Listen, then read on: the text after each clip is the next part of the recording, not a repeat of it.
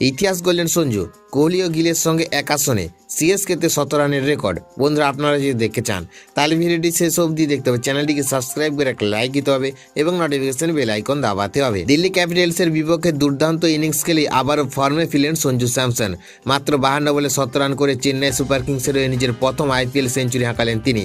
এটি ছিল তার আইপিএলের ক্যারিয়ারের চতুর্থ শতক, আর এই ইনিংসের মাধ্যমে তিনি সর্বাধিক শতকের তালিকায় সুমন গিলের সমকক্ষ হয়ে গেলেন। এর আগে স্যামসনের 3টি শতক এসেছিল দিল্লি ক্যাপিটালস এবং রাজস্থান রয়্যালসের হয়ে। তবে সিএসকেতে ট্রেড হয়ে আসার পর শুরুটা একেবারে ভালো ছিল না। প্রথম 3 ম্যাচে মাত্র 6 এবং 7 রান করেছিলেন তিনি, কিন্তু এই ম্যাচে ঘুরে দাঁড়ালেন আর সুযোগে পেয়ে তা পুরোপুরি কাজে লাগালেন। টি নটরাজনের বলে একটি 8 থেকে 17 রান পূরণ করেন স্যামসন। শেষ পর্যন্ত তিনি 56 বলে অপরাজিত 115 রান করেন, যেখানে ছিল 15টি 4 এবং 4টি ছক্কা। তার এই ইনিংসের উপর ভর করে চেন্নাই 20 ওভারে 212 রান তোলে। এই সেঞ্চুরির মাধ্যমে স্যামসন আইপিএলের ইতিহাসে 4টি শতক করা ব্যাটসম্যানদের তালিকায় জায়গা করে নিলেন, যেখানে রয়েছে শেন ওয়াটসন এবং ডেভিড ওয়ার্নারের মতো তারকারাও। অন্যদিকে তালিকায় শীর্ষে রয়েছেন বিরাট কোহলি। সব মিলিয়ে কঠিন শুরুর পর এই শতক শুধুমাত্র স্যামসনের আত্মবিশ্বাসই বাড়বে না, বরং সিএসকের জন্য বড় স্বস্তির খবর হয়ে উঠল।